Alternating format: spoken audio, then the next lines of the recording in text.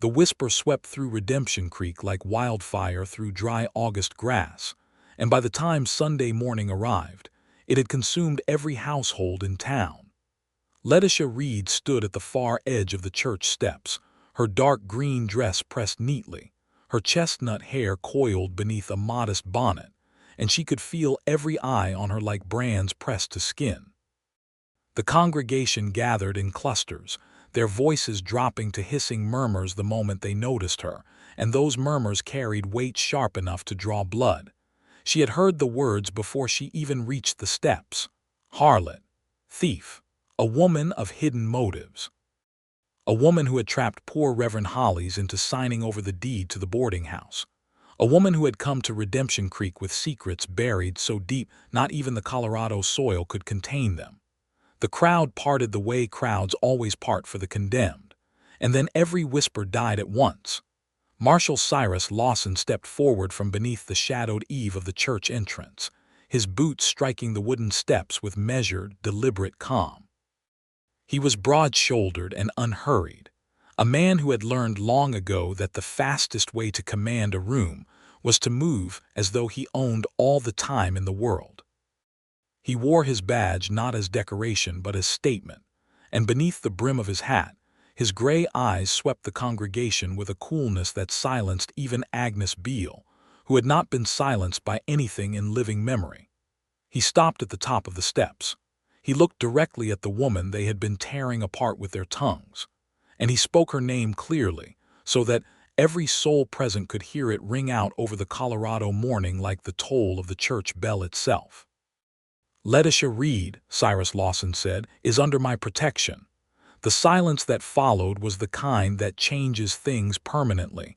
Nobody moved, nobody breathed. And Letitia, who had spent 3 weeks quietly preparing herself for the worst this town could do to her, felt something she had not permitted herself to feel in a very long time. She felt the trembling beginnings of hope. But to understand what that moment meant, and why it cost Cyrus Lawson everything he had carefully built in this town, and why Letitia Reed had carried her secrets all the way from St. Louis to this dusty Colorado crossroads in the first place, you have to go back to the beginning. You have to go back to the Tuesday in late September of 1878 when the stagecoach rolled into Redemption Creek, and a woman with a carpetbag, a leather-bound ledger, and a past she was absolutely not discussing stepped off the coach and looked at her new life with the quiet, careful eyes of someone who had learned not to trust anything beautiful before she had tested it first. Redemption Creek sat in a wide valley cut by a cold, fast-running creek that fed from the mountains to the west.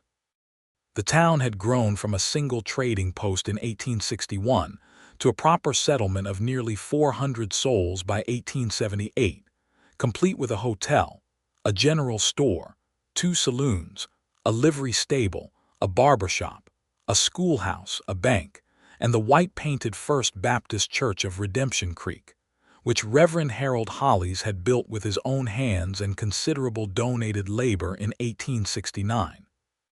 The town had a railroad spur that connected 12 miles north to the main Denver and Rio Grande line, and that railroad had brought commerce, and commerce had brought ambition, and ambition had brought the particular brand of social hierarchy that develops when people who were recently poor suddenly have something to protect. Letitia Reed had been hired by Reverend Hollies through a series of letters exchanged over 4 months. The Reverend was 63 years old, widowed, and in failing health. His wife, Marjorie, had managed their boarding house on the south end of town for 20 years, and when Marjorie died of a lung ailment in the spring of 1878, the Reverend found himself in possession of a property he could not run and a congregation he could not fully serve while trying to run it. He needed a manager, someone reliable, educated, and willing to come to a small Colorado town for honest wages and a private room. Letitia was 30 years old. She had been a bookkeeper at a textile firm in St. Louis until the firm's owner, a man named Gerald Crane, had decided her skills were less important than his desire to reclaim her position for his nephew. She had references from 2 other employers and a letter from a women's charitable society in St. Louis that spoke well of her character, She had no family remaining. Her mother had died when she was 12, her father when she was 22, and her younger brother had gone west with a mining company in 1871 and had never been heard from again. She was not looking for a husband. She was not looking for trouble. She was looking for honest work in a place where Gerald Crane's influence did not reach, and Reverend Hollis's advertisement had seemed, in every meaningful way, like an answer to a prayer she had sent up more out of habit than genuine expectation. The stagecoach driver handed down her bag, accepted her coin with a nod, and rolled on toward the next stop. Letitia stood in the street and looked at Redemption Creek with the kind of assessment she applied to ledger columns, searching for imbalances, for things that did not add up to what they were presented as. The town looked decent enough. Sun-bleached and honest, the way frontier towns often looked before you learned their particular flavor of cruelty. She found the boarding house without difficulty. Reverend Hollis met her at the door, a small, bent man with warm eyes and an apologetic stoop, as though life had pressed down on him in ways he still felt obliged to excuse. He showed her the accounts, the 12 rooms, the kitchen, the schedule, the 2 current guests, and then he sat at the kitchen table with her and said something she had not expected. "Miss Reed, I want to be plain with you," he said, wrapping both hands around a coffee cup. "The ladies of this congregation will not make things easy for you. They had someone in mind for this position, a woman named Phyllis Dawes, who is a member of the church and a close friend of several influential families. I chose you because your qualifications were considerably superior to Miss Dawes, and because I'm an old man who has learned that doing things to avoid unpleasantness rather than to achieve what is right is a poor way to serve the Lord." He paused. "But I want you to know that unpleasantness is coming, and I would feel dishonest not warning you." Letitia had looked at him with those careful dark eyes of hers and said, "I appreciate the warning, Reverend. I have handled unpleasantness before." She had not told him what kind or how much. That was the secret she carried, and she carried it the way experienced travelers carry essential things, close to the body and well out of sight. She had been in Redemption Creek exactly 9 days when she first encountered Cyrus Lawson. It was not a romantic meeting, in the conventional sense. She had come to the marshal's office to report that one of the boarding house guests, a land surveyor named Morton Pike, had left without settling his bill and had, on his way out, helped himself to the silver candlesticks from the dining room sideboard. She walked in with her ledger and her evidence, stated her case with the precision of someone accustomed to making arguments from documentation, and waited. Cyrus Lawson was 34 years old, and he had been Marshal of Redemption Creek for 6 years.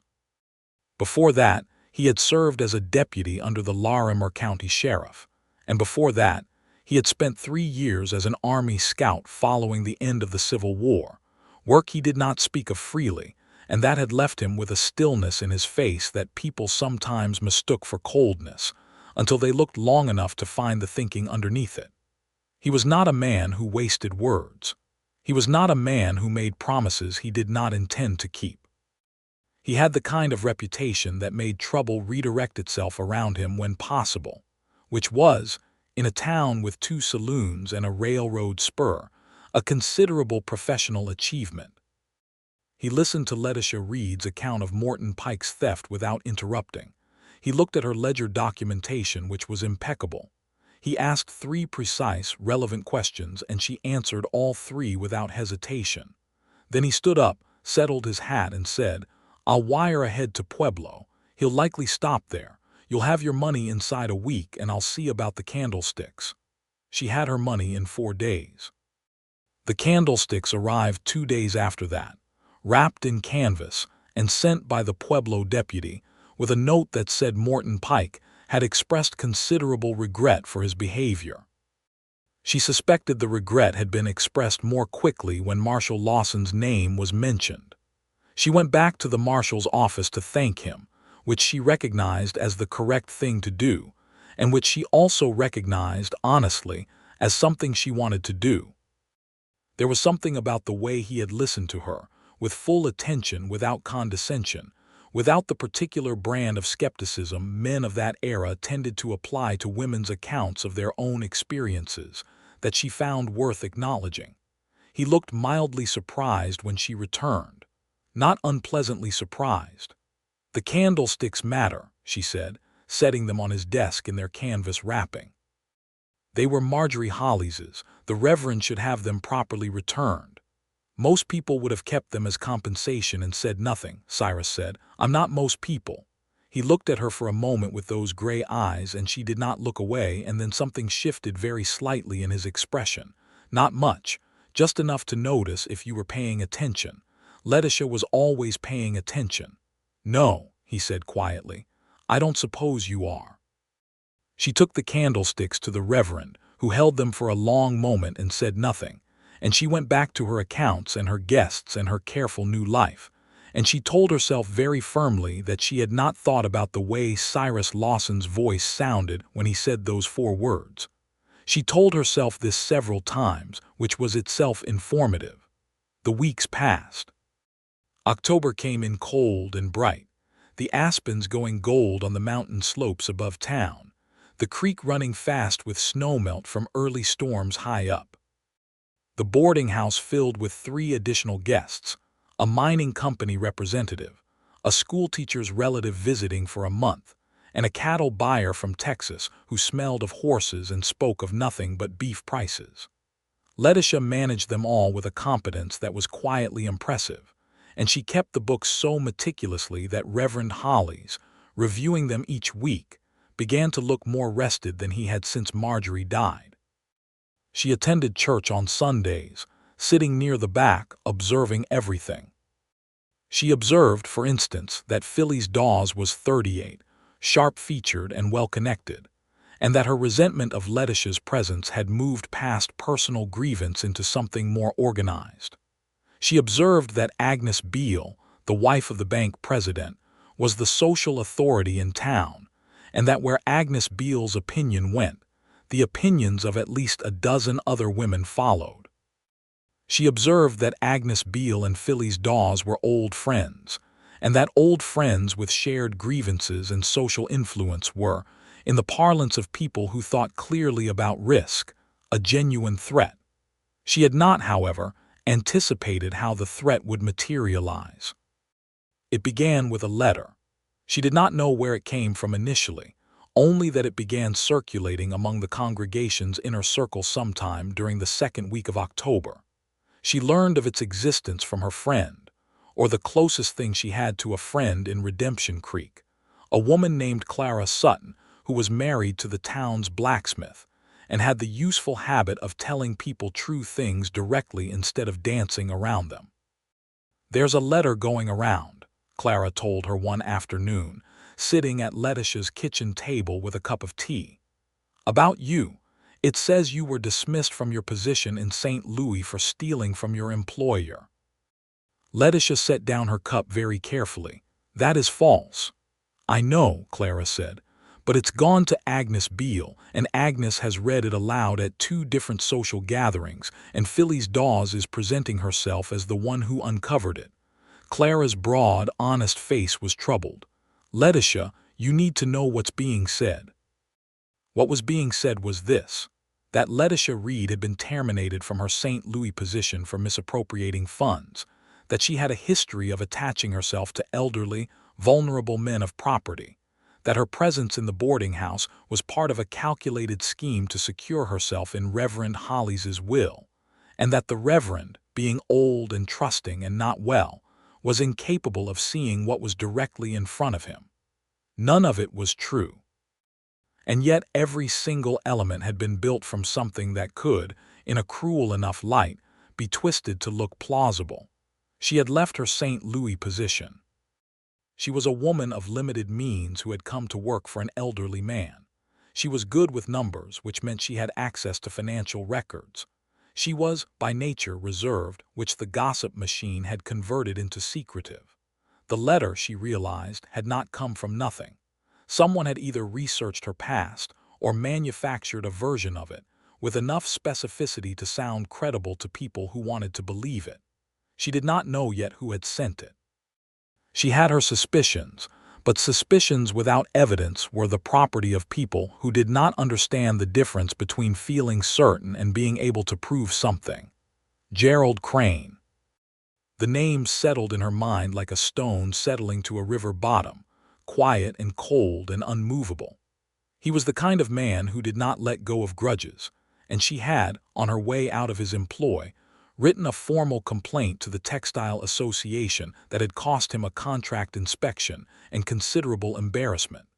She had documented every instance of his misconduct she could verify and submitted it through the proper channels. She had done it correctly, which was worse, in his view, than if she had simply stormed out. She spent 3 days deciding what to do. Then she did what she always did when faced with a complex problem. She gathered her evidence, organized it, and prepared her case. She wrote to the Textile Association and requested a formal record of her departure, which stated clearly she had resigned in good standing after submitting a legitimate complaint. She wrote to the Women's Charitable Society in St. Louis, whose director responded with a warm and emphatic letter confirming Letitia's character.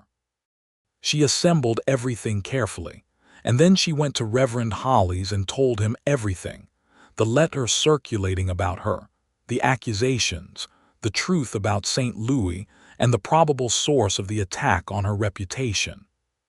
The Reverend listened with his eyes closed and his hands folded, and when she finished he was quiet for a long moment. Then he said, "Miss Reed, I hired you because I believed you to be an honorable woman.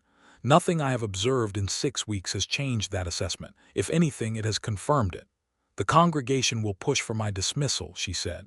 "Yes," he said honestly, "they will." "Will you resist?" He opened his eyes. They were tired but steady. "For as long as I am able," he paused. "But I am not a well man, Miss Reed, and there are forces in this congregation that I cannot hold back indefinitely." She nodded. She had known this already. She had simply needed to hear it stated plainly so she could plan accordingly. What she had not planned for was Cyrus Lawson. He appeared at the boarding house door on a Thursday evening in late October, hat in hand, which she noted as a deliberate gesture of respect rather than oversight. She was in the middle of the week's accounts. She invited him in, poured coffee without being asked, and waited. "I've heard what's being said about you," he said, settling into the chair across from her desk. "I want you to know that I'm looking into where that letter came from." She looked at him with those measuring eyes. "That isn't part of your official duties, Marshal." "No," he agreed. "It isn't." She held his gaze for a moment. "Why then?" He turned his hat in his hands once slowly, a habit she had begun to recognize as the thing he did when he was choosing his words with particular care. "Because what's being done to you isn't right. And because in 6 years of running law in this town, I have learned to tell the difference between a person with dark intentions and a person on the receiving end of them." He paused. "You're being set up, Miss Reed. Somebody out east wants you gone from a position they don't think you should have. I'd like to know who." She set down her pen. For a moment she allowed herself to simply look at him, this man who had listened to her and acted on what he heard, and was now sitting in her office at 7 in the evening because he believed something unjust was happening and apparently could not leave it alone. She was aware of a warmth in her chest that she was not ready to examine directly. "Gerald Crane," she said. "I believe it's Gerald Crane. He owned the textile firm in St. Louis where I was previously employed. I submitted a formal complaint against him when I resigned. He is not a forgiving man." Cyrus absorbed this. "Do you have documentation of your complaint and its outcome?" "I do. Can you get me copies?" "I can give you what I have here, and I've written to St. Louis for official records." He nodded. "Good." He stood, placed his hat on his head, and then he did something unexpected.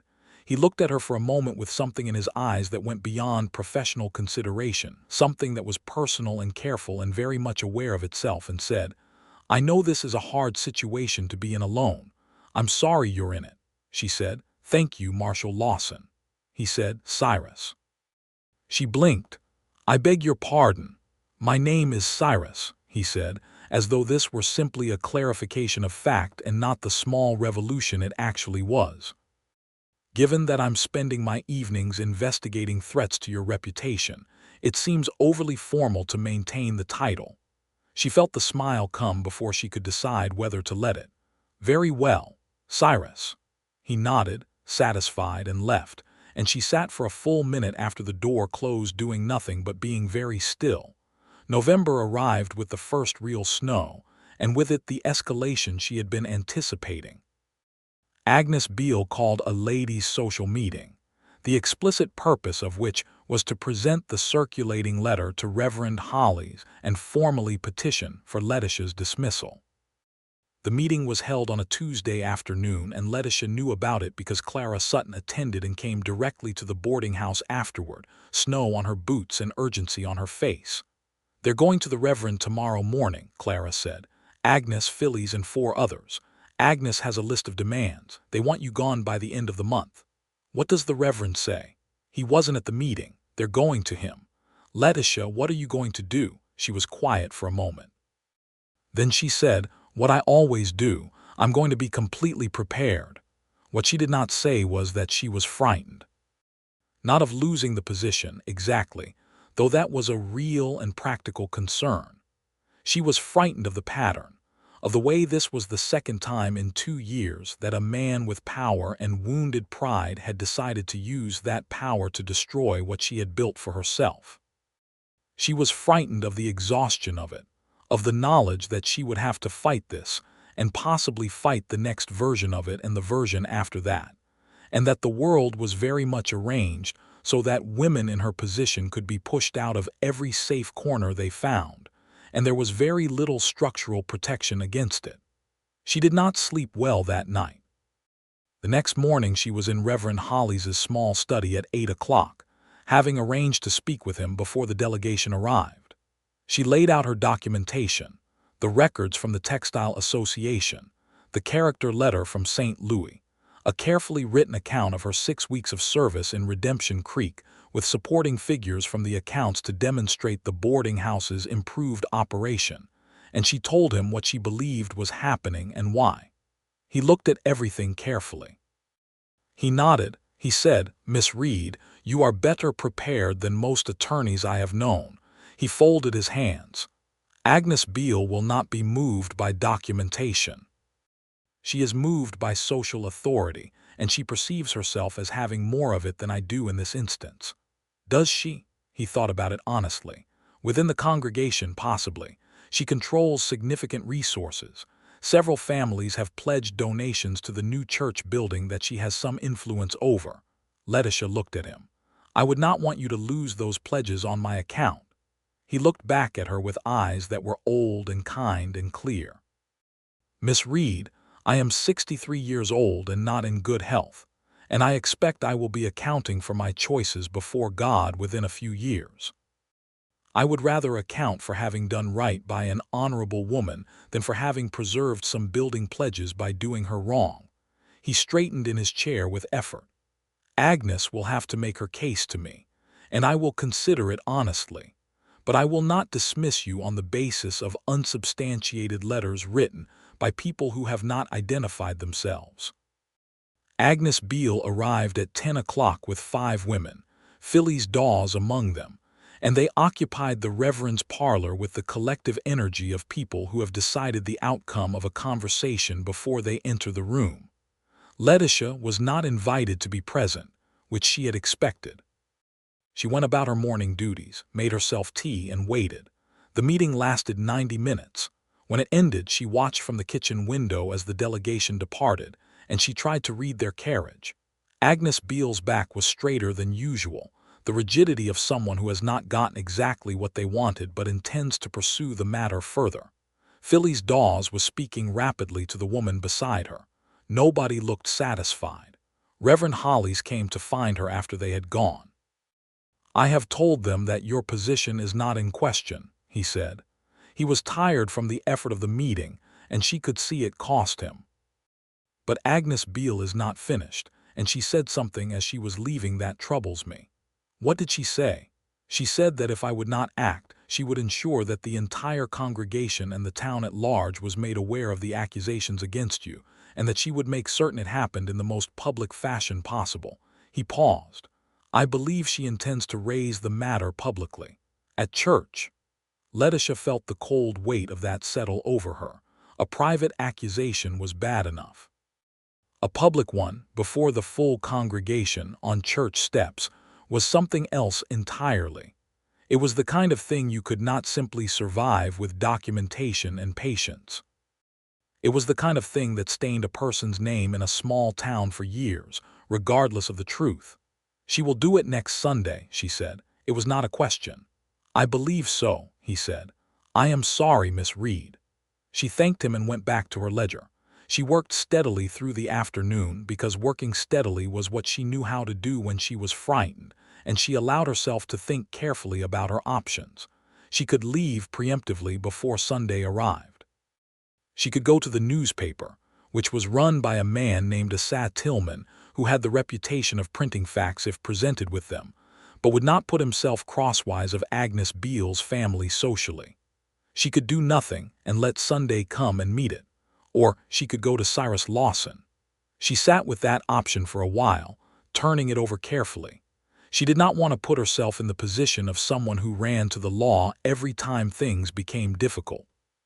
She had always, fundamentally, handled her own affairs. Asking for help felt like admitting a kind of weakness she was not comfortable admitting. Or rather, she recognized that her resistance to asking for help had nothing to do with weakness and everything to do with a life in which asking for help had rarely resulted in help being given. But she had observed Cyrus Lawson for 6 weeks now, and what she had observed was a man who did not confuse his authority with permission to overstep, who was methodical and fair in a way that had nothing performative about it, and who had, without being asked, already begun investigating on her behalf. She went to his office the following evening. She found him at his desk with paperwork and a lamp, which was where she was beginning to suspect he spent most evenings. He looked up when she came in, and something in his face softened very slightly in a way that she was now paying close enough attention to notice. She told him what Agnes Beale had said about a public confrontation on Sunday. He listened. He did not interrupt. When she finished, he said, Agnes Beale has the right to say whatever she pleases on public steps. The question is whether what she says is true and whether there's anyone present to say so clearly. He paused. Do you trust me to be there? She looked at him. The lamp threw warm light across his face, across the steadiness of him, and she felt, underneath all her careful measurement and assessment, something that was not about evidence or documentation at all. She felt the particular quality of a person who had decided to stand beside you not because they were required to, but because they had looked at you and made a deliberate choice. Yes, she said. I trust you, he nodded, as though this were settled. Then let Sunday come. They sat together for a while after that, which was itself something new, the simply being in the same room without the specific transaction of an official matter to anchor them. She told him, without quite planning to, about St. Louis, about Gerald Crane's firm and the work she had done there, and the moment she had realized that excellence in her position was not protection against someone who resented her competence. She told him about writing the formal complaint, which she had known would be professionally costly, and doing it anyway because the alternative was leaving injustice officially unaddressed, and she could not do that. It was simply not something her nature permitted. He listened to all of it, and then he said, That took courage. She shook her head. It took stubbornness. Those are often the same thing, he said, and there was a warmth in his voice that she felt all the way through her. She asked him, because it was only fair to exchange what she had given, what had brought him to Redemption Creek. He was quiet for a moment in the way she recognized now as genuine consideration rather than deflection. And then he told her about the Army scouting years, about the things he had seen done and been ordered to facilitate, that he was not at peace with, about coming west after the war ended in his heart if not officially, about finding that a marshal's position in a small town was the closest thing to a life he could fully inhabit, because it let him protect people in ways that felt clean. Without the compromises the army demanded, she said, "Do you ever regret not having gone back to whatever home you came from?" He said, "I came from Western Virginia. There wasn't much left to go back to." He paused. "Do you regret leaving St. Louis?" She thought about it honestly. "I regret that I had to. I don't regret going." Something in his face shifted again, not much, but she was paying attention. She went back to the boarding house that night and she lay awake for a long time in the dark, and she was honest with herself in the way that darkness permits about what she was feeling. It was not convenient timing. It was not the practical situation she would have designed. But she was 30 years old and she had spent most of her adult life being practical and careful, and she had learned the hard way that being careful did not protect you from loss. It only meant you bore the loss more quietly. She thought about the way Cyrus Lawson said her name. Not Letitia Reed, the reputation problem. Not Letitia Reed, the woman to be assisted. Just her name, with the same weight he gave everything he considered worth saying. She thought about the Sunday coming and about the congregation, and about Agnes Beale's straight-backed fury, and about the letter from Gerald Crane, because she was now almost certain it was from him, and about all the machinery of other people's pride and cruelty that had been set in motion against her. And she thought, let Sunday come. She spent Friday and Saturday in a state of focused preparation. She gave her evidence documents to Cyrus, who had by then received a wire response from a colleague in St. Louis that he would not yet tell her the full contents of, but that he described as useful. She pressed her best dress and polished her boots and did not allow herself to think too much about the Sunday morning ahead. Saturday evening, Clara Sutton came to the boarding house door with flour and an apologetic expression. "I'm making you bread," she said, "because you look like a woman who needs bread made for her." Letitia let her in and they sat in the kitchen while the bread rose, and Clara talked about everything except Sunday, and then eventually about Sunday, and then she said, "You know, Agnes Beale was wrong about the candlestick affair too. When that surveyor stole them, she told half the town it was because you weren't managing the house properly, that you were incompetent. But the marshal got them back so fast that the story died before it got anywhere." Letitia was quiet. "Cyrus got them back," she said. Clara looked at her sideways. "Cyrus, is it?" Letitia felt color come into her face, which was uncommon and annoying. "He asked me to use his name." Clara smiled. It was the smile of a woman who knew things she was being politely invited to confirm. "He's never asked anyone to use his name," she said pleasantly. "Not that I've ever heard." Letitia said nothing, and Clara was kind enough not to press it, but the smile remained. Sunday morning arrived with a hard blue sky and cold sunlight, and the kind of air that goes straight to the lungs and makes everything feel permanent and clear. Letitia dressed carefully, not in her best dress, which she had decided against as something too obviously armor-like, but in the dark green one, which was good and clean and hers.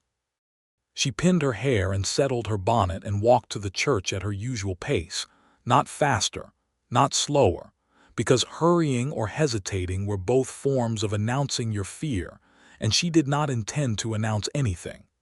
She heard the change in the crowd noise when she came into sight of the church steps. The particular sharpening of attention, the drop in volume before the whisper rose. She had been the subject of collective attention before, and she had learned to walk through it the way you walk through cold water, steadily, without breaking stride, because hesitation makes cold water feel colder. Agnes Beale stood at the center of the steps with Phyllis Dawes beside her and 4 other women arranged around them with the self-conscious formation of people who have rehearsed. Reverend Hollis was visible in the doorway behind them, his face troubled and pale. Agnes Beale waited until the arriving congregation had gathered, until she had an audience sufficient to her purposes, and then she began to speak. She did not shout. Agnes Beale was far too socially skilled to shout. She spoke in a clear, carrying voice that projected exactly the right distance, loud enough to be heard, quiet enough to seem like reasonable concern rather than accusation. She spoke about the community's responsibility to protect its most vulnerable members. She spoke about Reverend Hollis's age and his trusting nature. She spoke about the letter that had come to light describing circumstances in St. Louis that raised serious concerns. She was building toward Letitia's name with the precision of someone who had planned every word, and as she built, the crowd grew very still. And then Cyrus Lawson stepped forward. He came from inside the church, which meant he had been positioned there, waiting, which was itself a statement. He came to the top of the steps, and he stood there with his badge catching the morning light and his gray eyes sweeping the gathered congregation with the quiet authority of a man who has decided something. Agnes Beale stopped speaking. He spoke Letitia's name clearly into the silence. "Letitia Reed," he said, "is under my protection." Agnes Beale recovered first because she was Agnes Beale. "Marshal Lawson," she said, with a carefully calibrated steadiness, "this is a matter of community concern, not law." "It's a matter of defamation," Cyrus said, with equal steadiness, "which does have some bearing on law, but you're right that it's primarily a community concern. So let me speak to the community." He pulled a folded paper from his coat. "3 days ago, I wired the Textile Association in St. Louis regarding a letter that has been circulating in this congregation about Miss Reed. The response I received confirms that Letitia Reed resigned her position in good standing, following a legitimate formal complaint against her employer. She was never dismissed. She was never charged with any misconduct. The letter circulating in this congregation is false, and the documentation to prove it false is available for anyone who wants to see it." The silence was absolute. "Furthermore," Cyrus said, and his voice was still calm, still deliberate, "I have reason to believe that letter was sent from St. Louis by Gerald Crane, the employer she filed a complaint against, as an act of retaliation. If that is proven, it becomes a legal matter of a different kind." He folded the paper and returned it to his coat.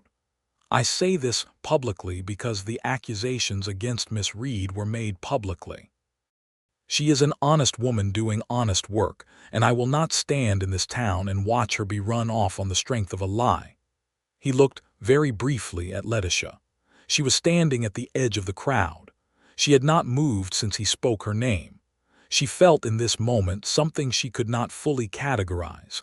It was not quite relief, not quite gratitude, not quite the thing she had been carefully not calling it. It was all of those and something else, something that had no precise name but that settled into her like the first warm meal after a long cold journey. Agnes Beale looked at the documentation Cyrus held.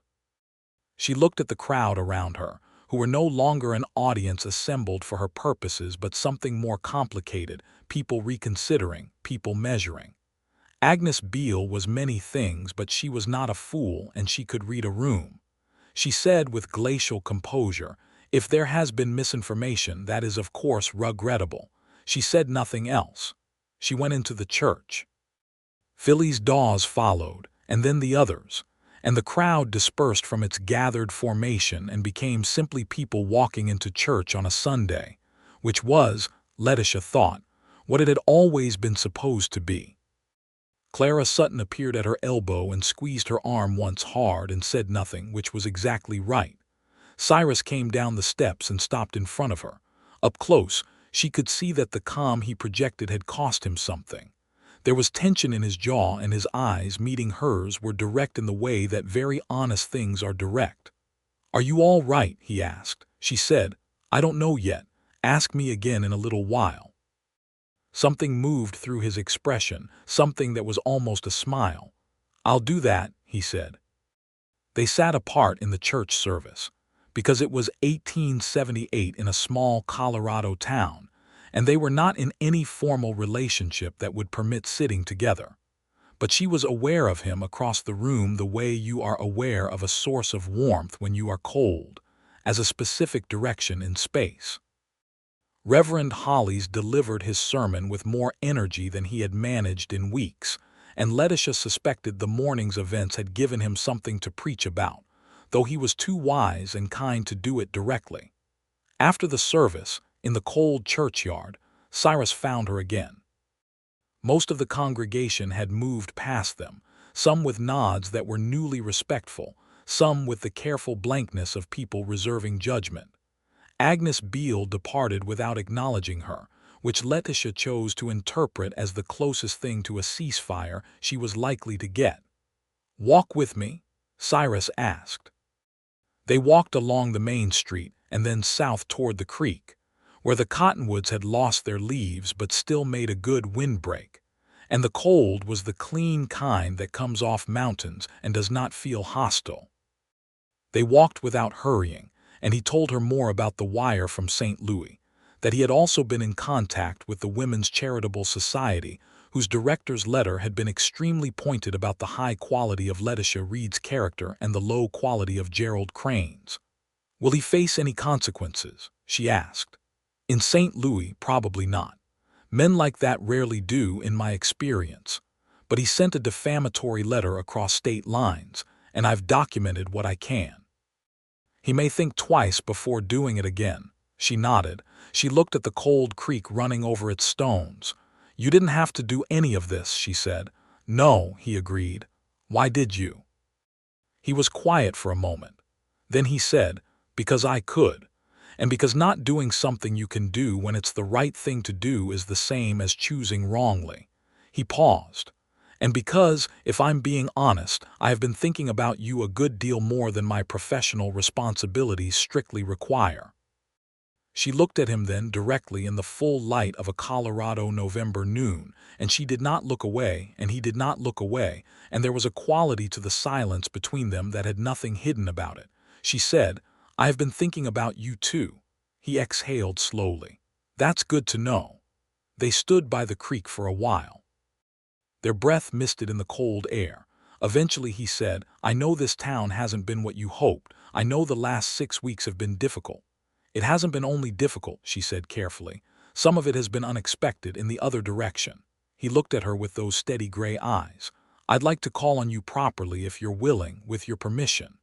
She felt the smile come again, the same unguarded one that had surprised her the evening he told her his name. "I'm willing," she said.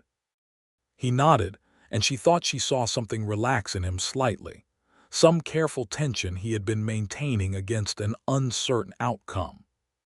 He called on her the following Thursday, arriving at the boarding house door at 7 in the evening with his hat in his hand, exactly as he had before, except that this time they both knew it meant something different. They sat at the kitchen table and drank coffee and talked for 3 hours, and she learned that he had grown up in a family of 6, the middle child, that he had a sister in Denver whom he visited once a year and wrote to regularly, that he had taught himself to read music during a winter spent recovering from an injury he was reluctant to specify, but which had been significant, and that he played the harmonica badly, and with great enthusiasm when no one was listening, which made her laugh out loud and genuinely, which seemed to please him considerably. She told him about growing up, about her mother who had been a seamstress and a remarkable practical intelligence who never got credit for either in the way she deserved, about her father who had been a quiet man with a talent for woodwork and an inability to manage money, about her brother who had vanished westward, and whom she still sometimes thought about with an ache she could not quite resolve. She told him about learning bookkeeping from a neighbor's husband who had recognized her aptitude and taken the time to teach her, about the satisfaction of a clean set of balanced accounts, which she knew was not a romantic thing to say but which was true, and which he received without mockery or condescension.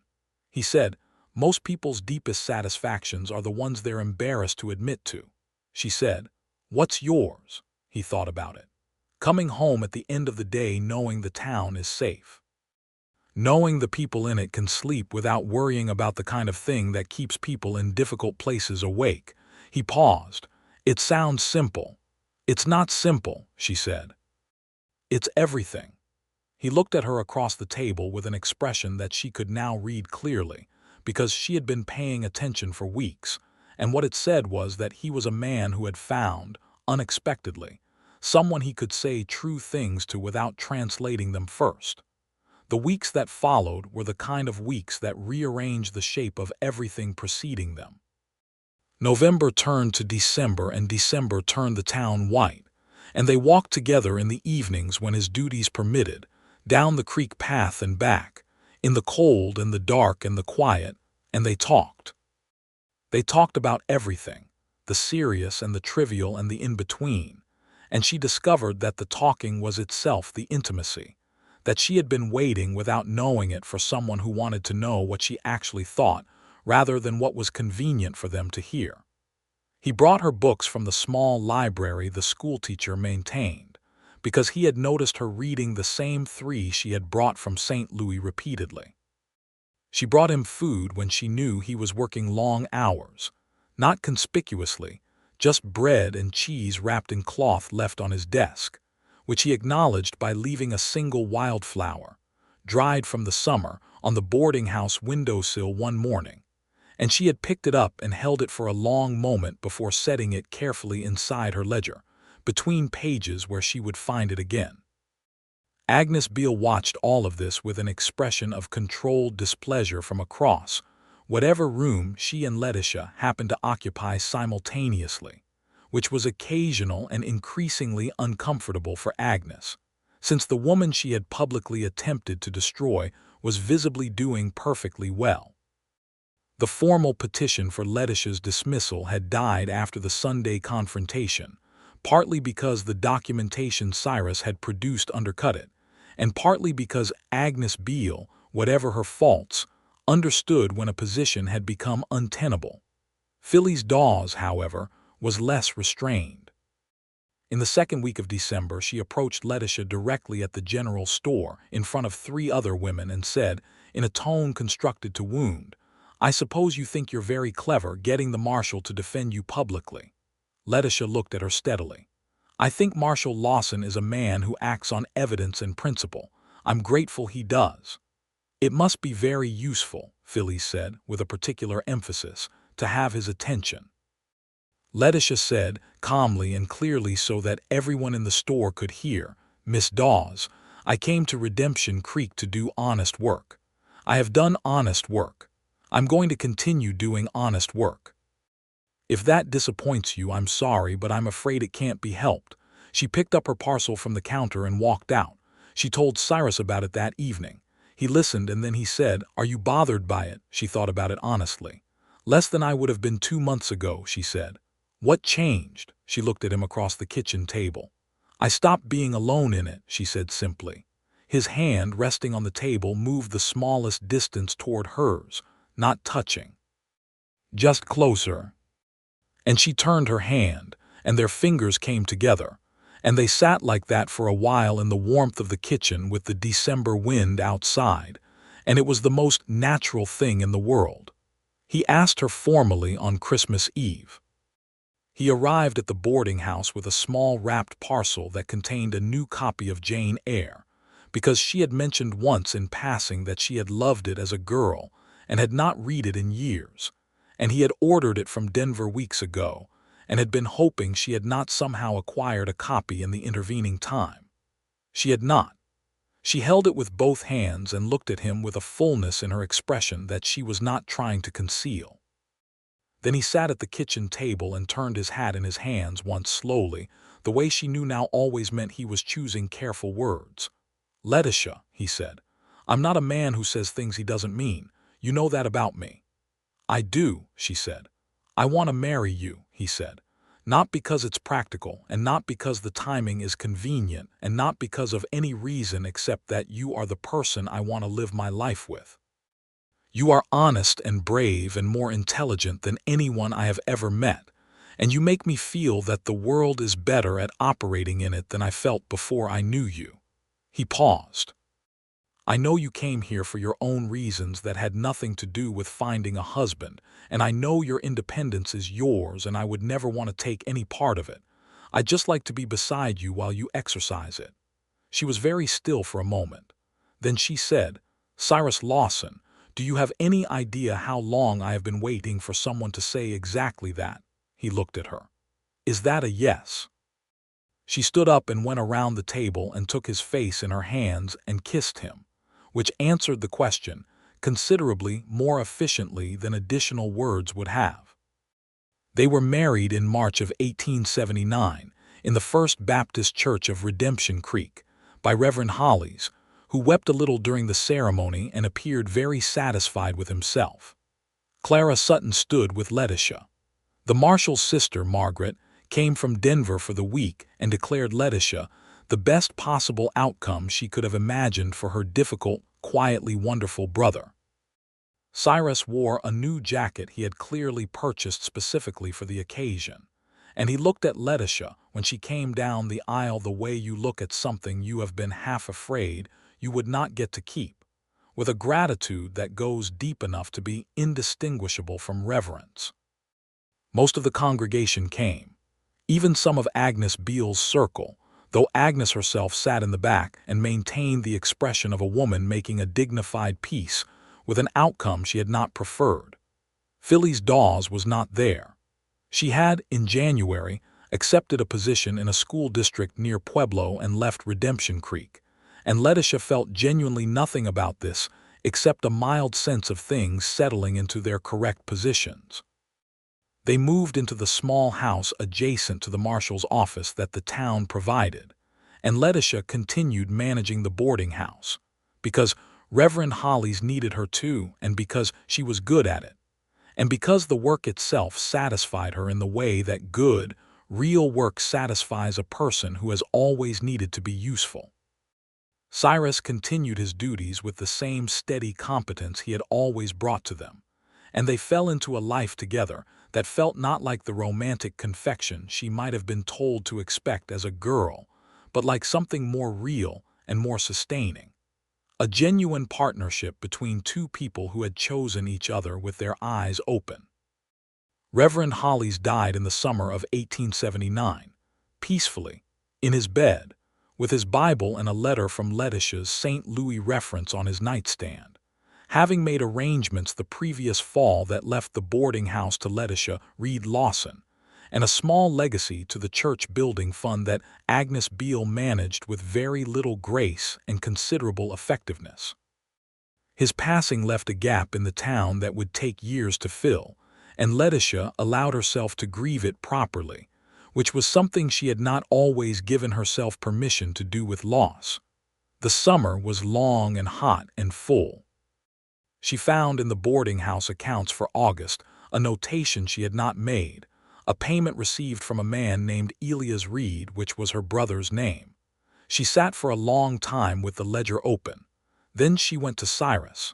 He listened to what she told him with the full, complete attention she had come to depend on, and then he said, "Tell me what you know about where he went in 1871. She told him. He wrote a series of wires over the following 2 weeks, to mining districts in Colorado and Utah and Nevada. The third response came back positive. Letitia Reed, employed at a silver operation outside Leadville, in good health, asking in the return wire if the Letitia Reed of Redemption Creek was in any way connected to a Letitia Reed formerly of St. Louis, Missouri. She wired back, "She is exactly that Letitia Reed. She is your sister. She would like to hear from you immediately." He arrived in October. He was 31 years old and weathered by years of mining work and clearly uncertain of his reception, standing in the boarding house doorway with his hat doing the same turning thing Cyrus did, which made her wonder if it was a universal male response to uncertain emotional territory, or if she had simply not noticed it before meeting Cyrus. She hugged her brother for a long time in the doorway of the boarding house while the autumn cold came in around them, and she cried, which was something she generally kept very private, and he said, "I've been trying to find you for 2 years. I didn't know where you'd gone from St. Louis." "I know," she said. "I know. It doesn't matter now." He stayed a week and then returned to Leadville, but they wrote regularly after that, proper letters, and he came to Redemption Creek each winter for 2 weeks, and she and Cyrus went to Leadville in the spring of 1880 when Letitia married a woman named Rosalind who had a forthright manner and excellent taste in horses, and who Letitia liked immediately. Their son was born in November of 1880. They named him Harold, for the Reverend, and Theodore, for Cyrus's father, and he arrived in the world with a full set of opinions that he expressed at high volume and without restraint, which Cyrus took as a promising sign of character, and which Letitia found exhausting and wonderful simultaneously. Harold Theodore Lawson had his father's gray eyes and his mother's relentless precision, and he slept in a cradle Cyrus had made himself over 3 months from good pine wood, with a patient exactness that surprised Letitia until she realized she should have expected it, because Cyrus approached everything he cared about with that kind of dedicated attention. The matter of Gerald Crane was resolved, quietly, in early 1881. The Textile Association in St. Louis, following up on a formal inquiry that Cyrus had set in motion in the autumn of 1878, and that had worked its way through institutional processes with the speed that institutional processes tend to favor, concluded a review of complaints against Crane's firm and issued sanctions that cost him 2 major contracts and considerable professional standing. He was not imprisoned, which was an injustice that Letitia acknowledged honestly and then chose to set down, because carrying justified anger beyond the point where it was productive was a form of self-inflicted damage she refused. He had been diminished in the ways the system permitted, and she had in the meantime built a life that would have made him furious if he had known about it, which she found more satisfying than she was entirely comfortable admitting. The boarding house thrived. By 1882, it had 12 full-time guests, a waiting list for rooms, and a reputation throughout the county as the best-run establishment of its kind in the region. Letitia hired 2 women to assist, Clara's younger sister Ruth and a capable woman named Frances who had come west from Kentucky and had opinions about kitchen management that were occasionally in conflict with Letitia's and always worth listening to. The accounts were impeccable. They were always impeccable. Cyrus was re-elected marshal in the spring of 1882 with no opposition, which the town council pointed out was itself something of a record.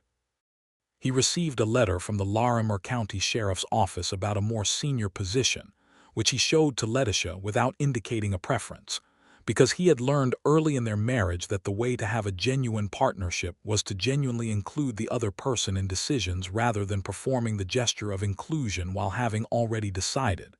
She read the letter twice. She said, "Is it something you want?" He thought about it honestly. "I want what we have," he said. "If what we have can come with a county position, that's interesting. If it changes what we have in ways that cost too much, it isn't worth it," she said. What would it change? More travel, some time away. She thought about Harold, who was 18 months old and had recently learned to walk and was applying this skill to every surface he could reach with an enthusiasm that kept both of them in a permanent state of alert. She thought about the boarding house, which was running beautifully. She thought about Redemption Creek, which had been the site of the worst 6 weeks of her adult life, and was also, improbably, the place she would now be incapable of leaving without grief. "Write back and tell them you're interested in learning more," she said. "But make clear that Redemption Creek is your home. See what they say." What they said, after some negotiation, was that they would create a district position that kept Redemption Creek as the central office. It was not quite what they had originally offered, but it was what the Lawsons could accept, and Cyrus took it. And the additional responsibility suited him in the way that increased scope always suits people whose capabilities have quietly outgrown their original container. Agnes Beale's husband, William, retired from the bank in 1882 and sold his interest to a new partner from Denver. Agnes herself, without the social architecture of bank prestige to maintain, contracted somewhat, spent more time with her grandchildren, and was seen one afternoon at the boarding house sitting across the table from Letitia discussing the management of the church's charitable fund, which Letitia had agreed to advise on when the Reverend's successor, a young man named Orrin Clark who was earnest and considerably more competent than his age suggested, had asked her. They were not friends. But they were women who had each recognized in the other something that was harder to fight than originally anticipated, and they had found, eventually, a kind of wary mutual respect that served the community better than the alternative. Their daughter arrived in the spring of 1883, May, when the creek was running full and the aspens were coming out in their first tender green. They named her Marjorie for Marjorie Hollies, who had never met Letitia but whose candlesticks had been the first real evidence of Cyrus Lawson's character, and Eleanor for Letitia's mother. Marjorie Eleanor Lawson had her mother's dark eyes and her father's stillness, and she slept without complaint from the first night, which Harold, who was 2.5, regarded with considerable suspicion. Letitia sat in the kitchen on Marjorie's third night home from the room where she had delivered, nursed her daughter in the early morning quiet, and looked at the ledger open on the table beside her, the accounts for March, which she had been working through before everything began. The candle threw warm light.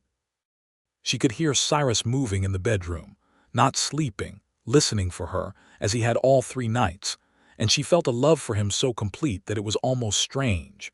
The way looking too long at something very bright is strange.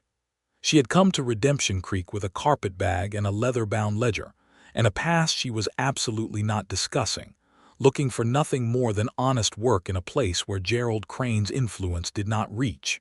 She had found all of that. She had found considerably more. She had found, against every careful strategy she had built to protect herself from exactly this kind of vulnerability, a man who listened, and a town that had become home, and a life so much fuller than the one she had arrived with that the woman who had stepped off that stagecoach in September of 1878 would hardly have recognized it as a possible outcome. Cyrus appeared in the kitchen doorway, his hair disordered from the sleepless night, looking at her with the expression that she loved most on him, the one that contained everything and performed nothing. "Come sit with me," she said.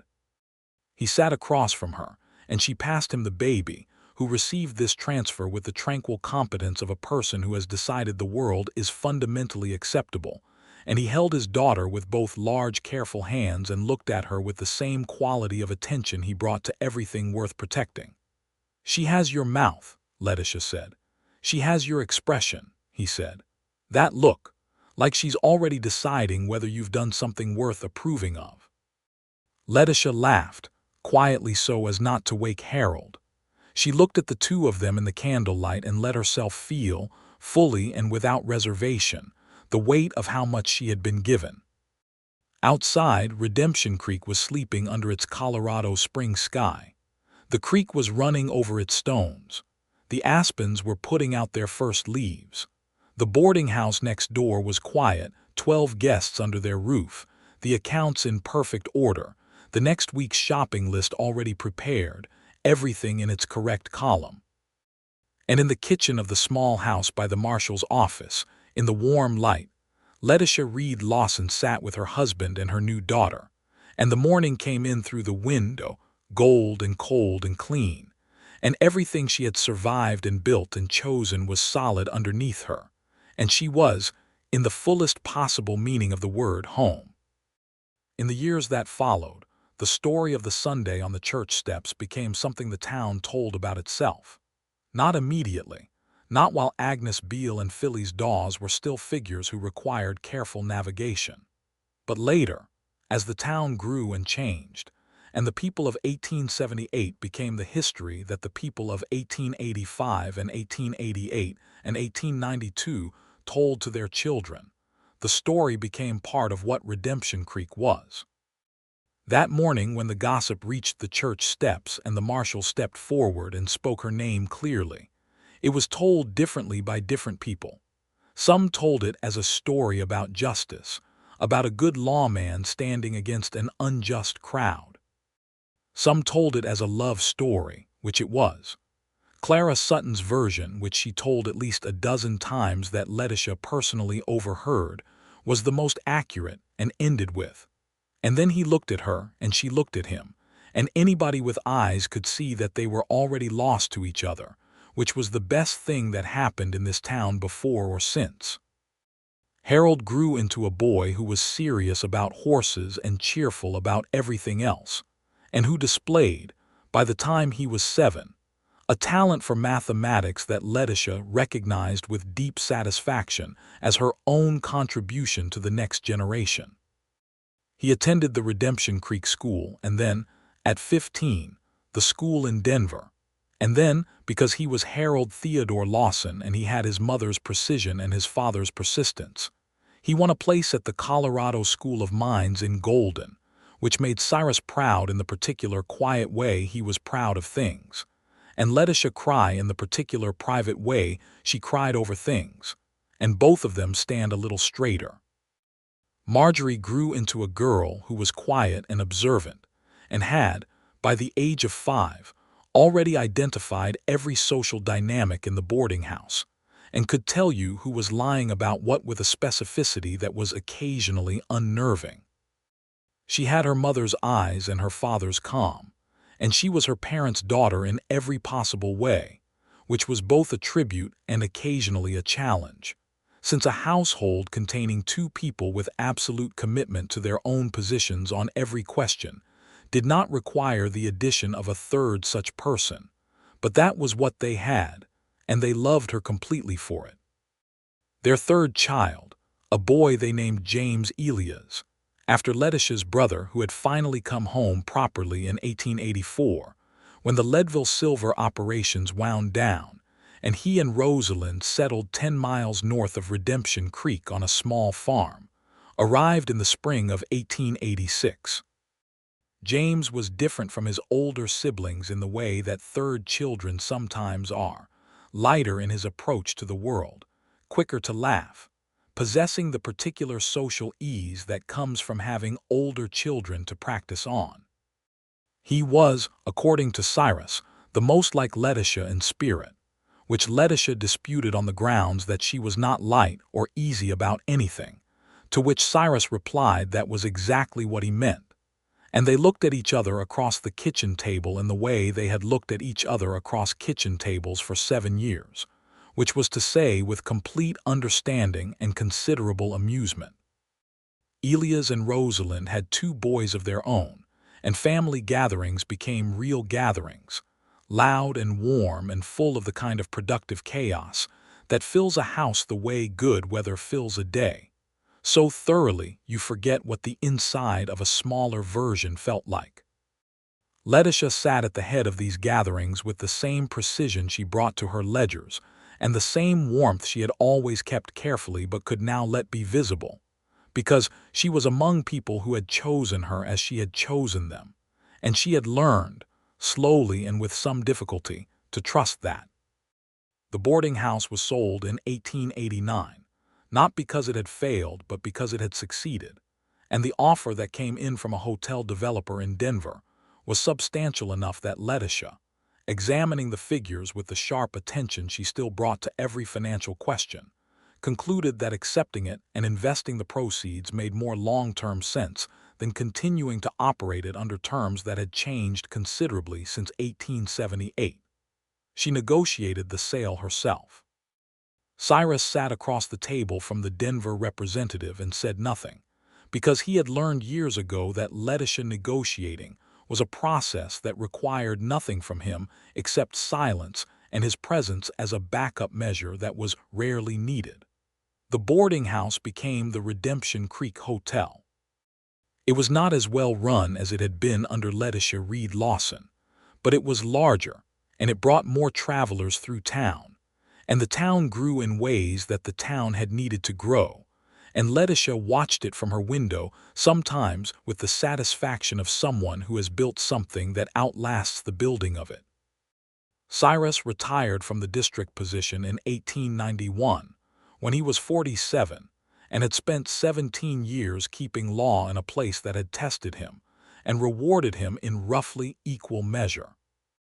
The town held a dinner for him that filled the hotel dining room, and people said things about him that were true and generous, and Letitia sat beside him and watched him accept the praise with the same quiet steadiness with which he had always accepted everything, and she thought, as she had thought many times in many different forms over the years, I chose correctly, and more than that, I was chosen correctly.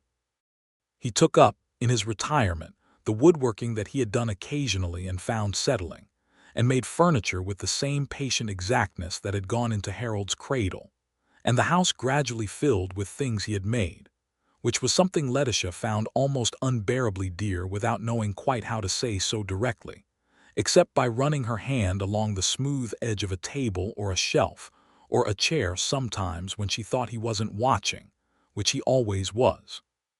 She took on consulting work for 3 businesses in town, reviewing accounts and advising on financial management, because she could not be useful in a small way when a larger one was available, and because the work was genuinely interesting, and because Redemption Creek's businesses were run by people who were mostly honest and occasionally in possession of accounting practices that made her professionally pained.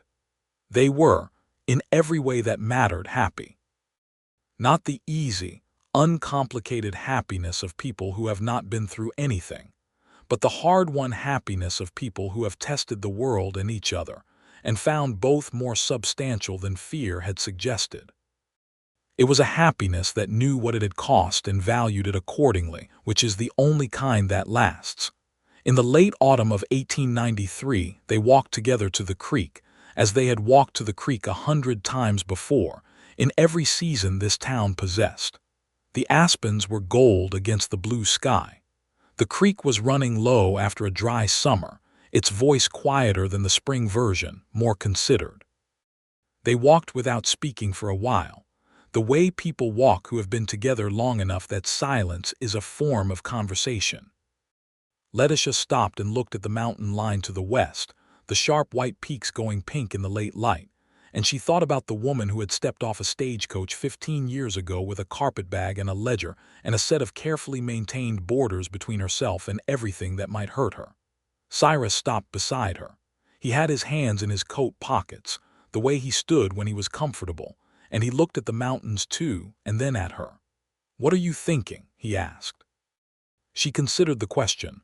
"I'm thinking that I'm glad I stayed," she said. "After that first Sunday, I very nearly didn't."